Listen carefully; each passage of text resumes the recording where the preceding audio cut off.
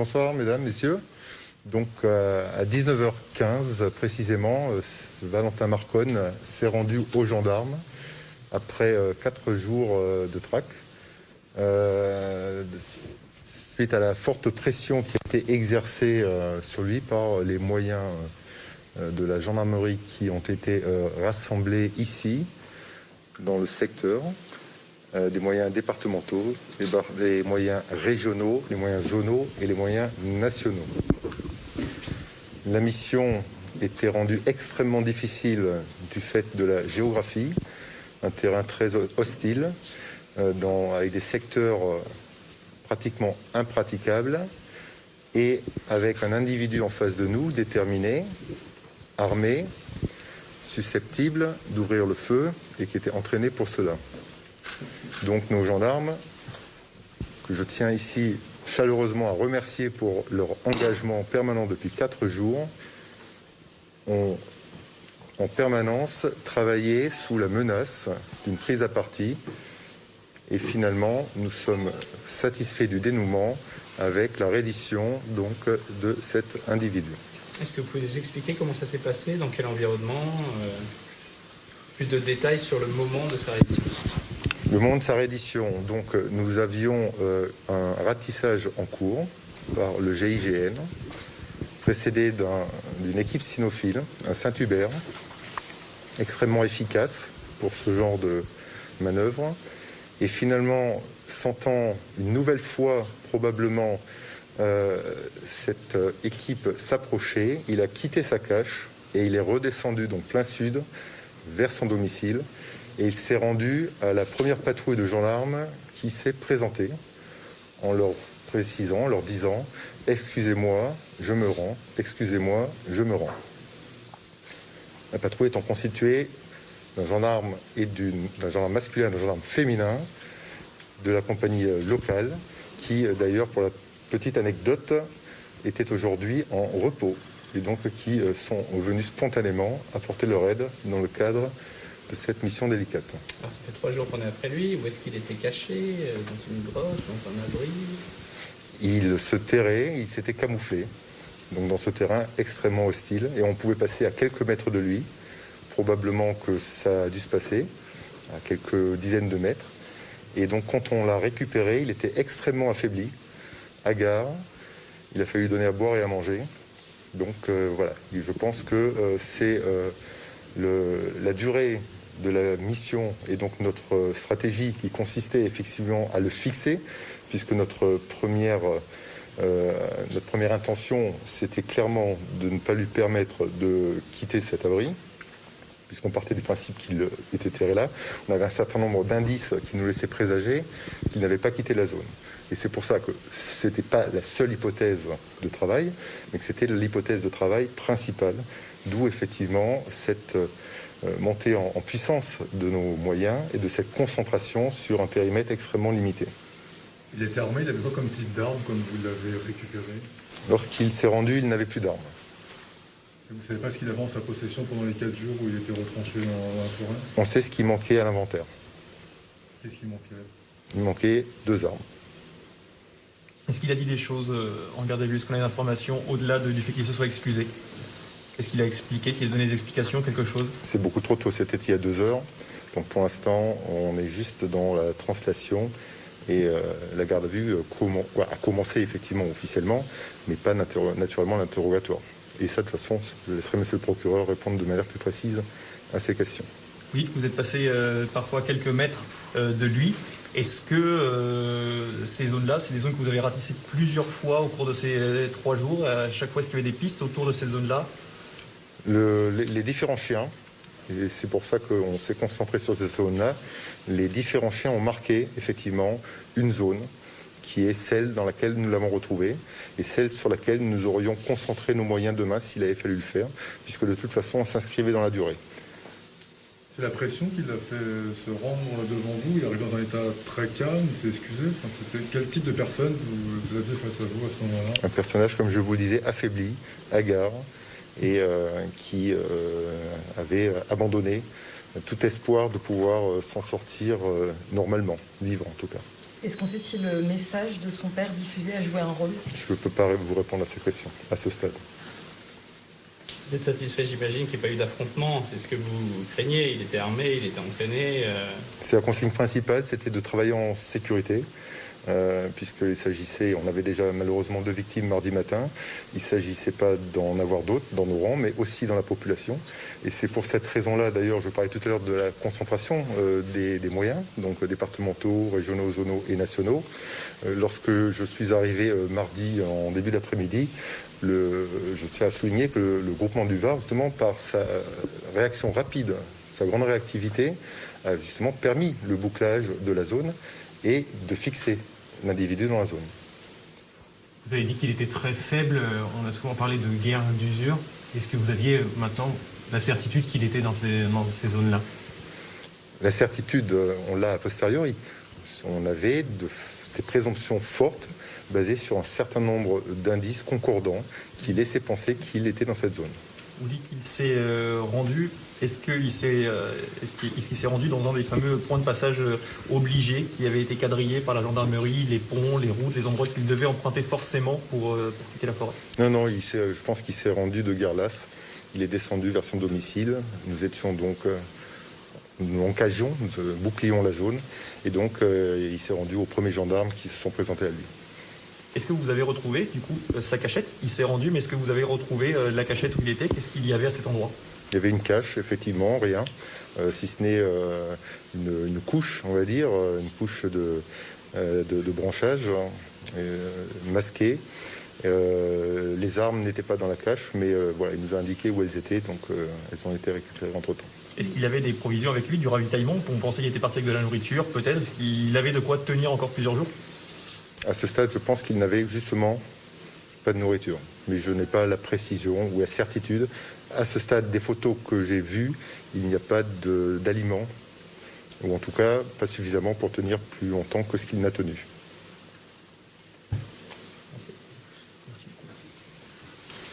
Bien, je prends la relève. Bien, moi, tout d'abord, mes pensées vont vers les familles des victimes qui, grâce au travail remarquable de la gendarmerie, auront droit à un procès et pourront, je l'espère, comprendre les raisons de ce drame et comment il a pu se dérouler. Donc encore une fois, toutes mes pensées vont vers ces victimes et bien entendu vers l'ensemble de la communauté de ce village et monsieur le maire qui a fait un travail remarquable aux côtés des militaires de la gendarmerie. Avant de vous donner quelques indications sur la phase judiciaire qui se déroule maintenant, je voudrais aussi vous indiquer qu'en tant que procureur de la République, j'ai été particulièrement impressionné par le calme, la sérénité, le professionnalisme des militaires de la gendarmerie. C'était absolument impressionnant de les voir travailler dans une sérénité qui démontre, comme on le dit souvent, la force des vieilles troupes, mon général, mais qui a été aussi un gage de très grande efficacité. Et donc à l'ensemble des gendarmes, qu'ils soient du groupement du Gard ou d'unités plus spécialisées, ou encore de la section de recherche, et j'en oublie certainement comme les escadrons de gendarmerie, mais j'en oublie beaucoup certainement mon général, je souhaite adresser mes plus vives félicitations pour la qualité de leur travail. Ceci étant dit, comme vous l'avez compris, ce travail a permis en toute sécurité, à la fois pour les gendarmes et pour le fugitif lui-même, de parvenir à sa reddition. Nous saurons au cours des auditions qui vont désormais être effectuées quelles sont les raisons pour lesquelles il a mis fin à cette fuite, et fuite qui était très relative puisqu'il a été retrouvé à très faible distance de son domicile. Les constatations sont en cours sur cette fameuse cache et d'ores et déjà des armes ont été saisies et elles seront elles aussi exploitées.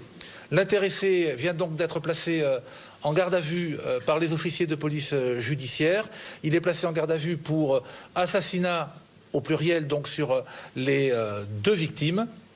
Et il reste maintenant à procéder à un certain nombre d'investigations, à la fois en termes d'audition, mais aussi de vérification, car je tiens à vous l'indiquer, le travail qui a été effectué cet après-midi notamment par la section de recherche de Nîmes, nous permettait d'avoir de très vives inquiétudes sur la détermination, la dangerosité de ce fugitif, notamment au regard de l'exploitation d'éléments de preuve qui mettait en évidence qu'il était parti de manière extrêmement déterminée avec des équipements qui nous permettaient d'avoir les plus vives inquiétudes sur sa volonté d'en découdre avec les militaires de la gendarmerie.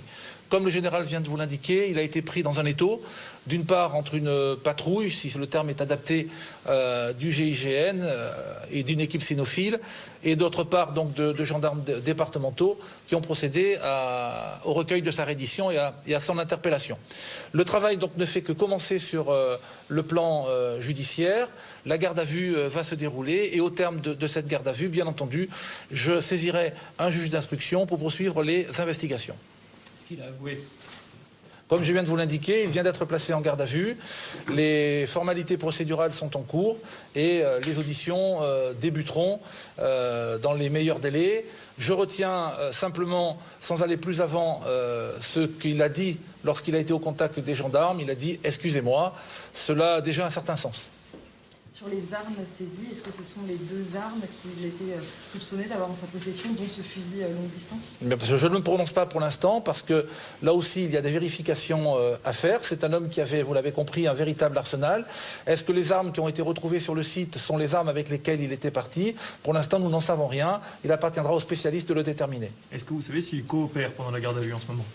Pour l'instant, je viens de nous indiquer qu'il vient d'être placé en garde à vue et que les auditions n'ont pas encore commencé. À quelle heure précisément la date, l'heure exacte de sa garde à vue ? Bien, dès que cela sera à la fois humainement et techniquement possible, je crois que le respect le plus élémentaire des droits de la défense fait qu'il doit être entendu dans des conditions de dignité. Le général vient de vous le dire, il a été retrouvé affaibli, hagard, et il convient désormais qu'il puisse être entendu dans de bonnes conditions, avec toute l'assistance à laquelle il a le droit juridiquement. Combien de temps peut durer cette garde à vue ?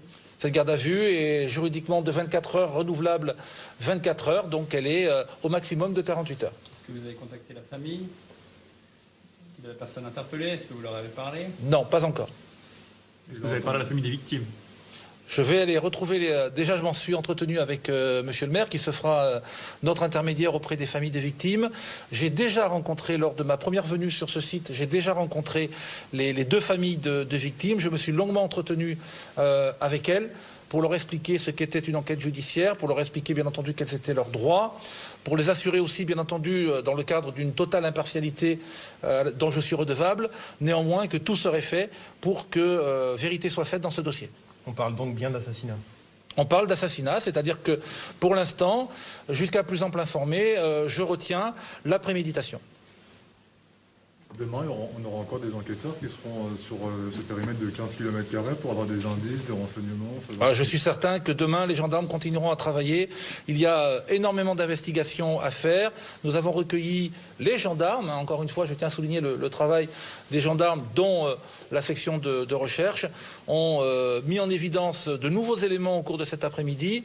Et ces nouveaux éléments méritent qu'il soit procédé à de nouvelles auditions. Nous avons mis ils ont mis en évidence un certain nombre de choses surprenantes et nous devons donc vérifier ces éléments qui nous permettraient de comprendre justement ce qu'il en est de sa préméditation. Est-ce que des appels à témoins vous ont été utiles ou des aides extérieures au-delà de celles de vos services à vous ? Il faut être très clair, c'est véritablement le travail sur le terrain des gendarmes qui a permis la localisation et l'interpellation de cet individu. Merci. Merci. D'accord.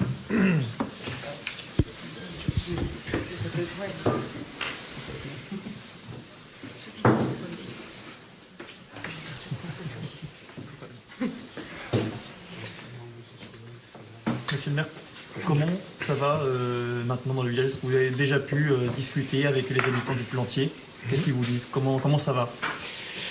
Alors, ils n'en sont pas encore au stade de dire, ils en sont au stade d'exprimer corporellement ce qu'ils ressentent. Donc, c'est-à-dire qu'ils sont là, ils sont regroupés devant la mairie, sur les ponts qui traversent le village, et ils se sont regardés avec des larmes dans les yeux, ils se sont embrassés, et les mots vont peut-être émerger demain ou après-demain, mais pour le moment, on est dans dans l'émotion, dans le silence, dans le réconfort, le soulagement.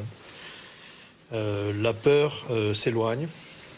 La peur s'éloigne, mais je crois qu'au travers de ces regards-là, on sent aussi la perspective d'un devenir un peu plus compliqué, certainement.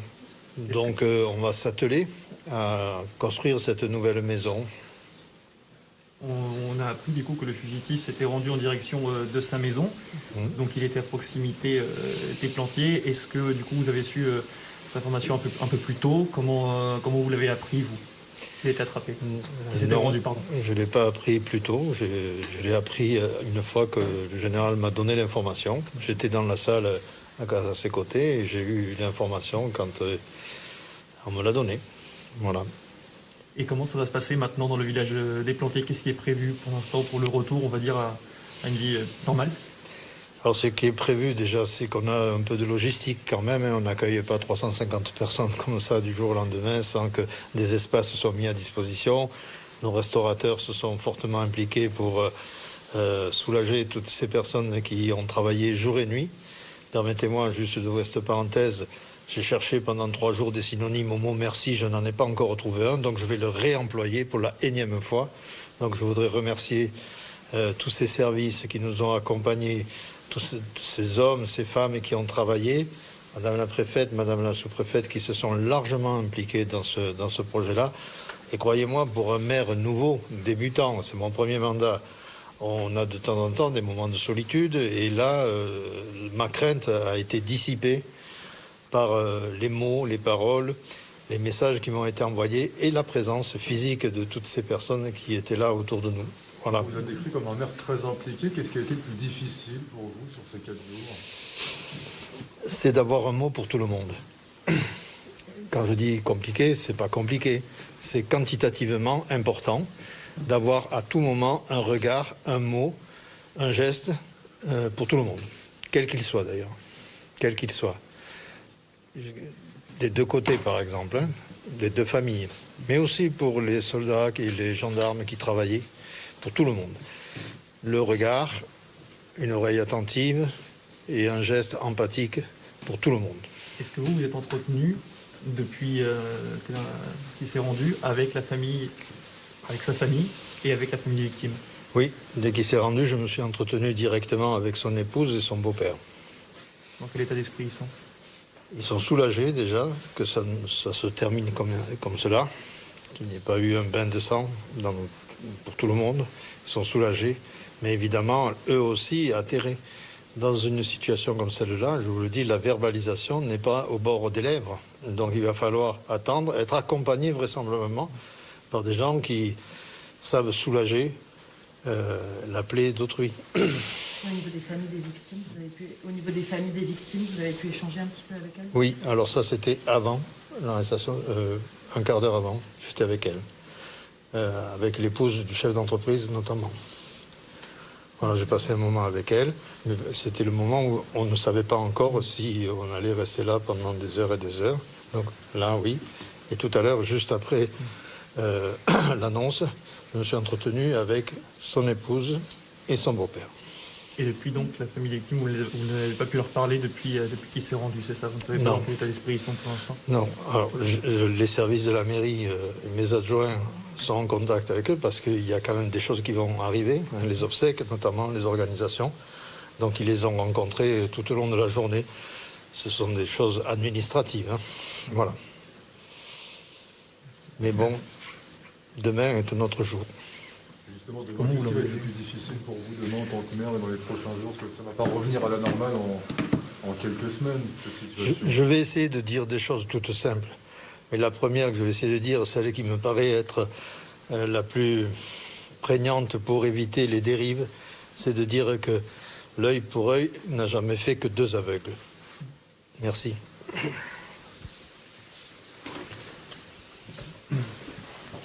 Mesdames et messieurs, je voudrais, en tant que préfète du département, évidemment, m'associer aux remerciements qui ont été faits à l'endroit des gendarmes, quelle que soit leur unité, pour arriver au dénouement qui vient de vous être rappelé. Moi, ce que je voudrais vraiment relever, c'est combien la complémentarité de tous ces services spécialisés, conjuguée au travail des escadrons de gendarmerie, de la gendarmerie départementale, des renforts qui sont arrivés, a permis effectivement, même si le temps est paru long, de pouvoir arriver à ce résultat. Et puis je n'oublierai pas non plus d'autres forces qui ont été mobilisées, notamment pour être à l'écoute également de la population. Je pense aux sapeurs-pompiers qui ont été présents, je pense à la Croix-Rouge qui a été présente, je pense également aux cellules médico-psychologiques qui ont été présentes. Et je voudrais vraiment aussi remercier Monsieur le maire et les équipes municipales parce que l'écoute de la population, ça a d'abord été eux qui l'ont fait et je crois que c'était effectivement important. Alors vous l'avez dit, maintenant on s'inscrit dans un temps plus long et donc je voudrais vraiment rassurer Monsieur le maire pour dire que les services de l'État seront présents. Il y aura certainement un moment où les habitants auront besoin d'être écoutés. Il y aura un moment, on en parle avec Monsieur le maire, où il faudra envisager de nouveau l'avenir. Et en tout cas, je voulais vraiment l'assurer de notre entier soutien au-delà de cette journée. En tout cas, vraiment, général, mes remerciements. Saluer aussi le travail en commun avec Monsieur le procureur de la République. On a chacun nos compétences, mais vraiment la bonne intelligence a dominé dans cette affaire. Et vous dire qu'évidemment, ce dénouement est pour nous très, très heureux. Et encore une fois, merci à vraiment la ténacité de la gendarmerie. Ça a été vraiment... Quand on voyait les réunions de briefing, on était là vraiment sur comment on fait, quelle est l'étape d'après, comment on continue, quelle stratégie. Et c'est vraiment la cohésion de l'ensemble qui fait que nous avons ce dénouement aujourd'hui. En tout cas, merci infiniment à eux et puis merci à toutes celles et tous ceux qui sont intervenus pendant ces 4 jours dans cette commune. Combien de temps va-t-on encore avoir de la présence de gendarmerie dans le village des Plantiers? Combien de temps ça va durer encore cette mise sous cloche entre guillemets du village? Alors d'abord on va plus être sous mise sous cloche puisqu'il n'y a plus d'obligation de cette mise sous cloche. Je pense que par contre la gendarmerie sera toujours présente, peut-être un peu plus, pour effectivement accompagner ce retour à la normale. Psychologique va-t-elle être mise en place? On en parlera avec Monsieur le maire. Je pense qu'il faut vraiment, si nécessité il y a, s'il y a des personnes qui ont besoin, oui, nous la mettrons en place. Je pense qu'on est peut-être encore dans le temps un peu de sidération, on commence un petit peu à en sortir. Et maintenant, il faut voir comment les choses vont évoluer. C'est bien pour ça que nous resterons en contact, puisque nous allons essayer d'anticiper cette demande pour pouvoir le déclencher quasi immédiatement si nécessaire. Peut-être aussi qu'il nous faudra prendre contact avec les enseignants des écoles pour savoir comment est-ce qu'on accompagne les enfants. Enfin voilà, il y a tout un dispositif que nous devons mettre en place pour assurer la transition vers un autre moment qui sera forcément différent compte tenu de ce qui vient se passer. Et là, c'est vraiment le rôle que nous aurons avec la mairie et l'ensemble des services qui auront à en connaître. Est-ce que, par exemple, concrètement, dès demain, les barrages qui sont installés en ce moment par la gendarmerie, est-ce qu'ils seront levés? Est-ce qu'on pourra recirculer librement pour se rendre aux Plantiers, pour sortir des Plantiers? Ah oui, bien sûr, il n'y a pas de raison qu'il y ait maintenant de barrage. Enfin, je veux dire, à partir du moment où l'individu qui a été recherché s'est rendu et maintenant est entre les mains de la justice, on n'a plus aucune raison de maintenir ces barrages. Et je pense qu'il est important que les personnes puissent recirculer, puissent retourner voir leur famille, je pense on a tous besoin, me semble-t-il, et notamment les habitants qui ont été vraiment au cœur de ce dispositif, de se retrouver, peut-être de se retrouver ensemble. Et je pense que plus on aide à le retour à la vie normale, et mieux c'est. Et honnêtement, il n'y a vraiment aucune raison pour que ces barrages soient maintenus. Par contre, il y aura toujours une présence. Parce que c'est le rôle aussi de la gendarmerie départementale d'être à l'écoute des élus, d'être à l'écoute des habitants. Et je pense qu'ils auront à cœur de continuer cette action pendant un temps dont on ne connaît pas la durée, mais qui sera effectivement important. Merci beaucoup. Merci. Juste si je peux juste vous demander quelque chose. Donc les barrages sont levés, ça veut dire que pour vous, vous avez une grande liberté de venir enfin découvrir ce très beau village auquel je vous invite. Cependant, je vais vous demander une seule chose. C'est d'accentuer et de mettre un peu en avant votre délicatesse. Soyez des gens délicats. Je sais que je connais le monde du journalisme, peut-être certains d'entre vous le savent. J'ai travaillé longtemps à France Télévisions. Je sais que vous avez besoin de matière pour monter le sujet. Et moi, aujourd'hui, ma matière, elle est humaine, j'ai besoin de la préserver. Donc, merci de votre délicatesse. Merci.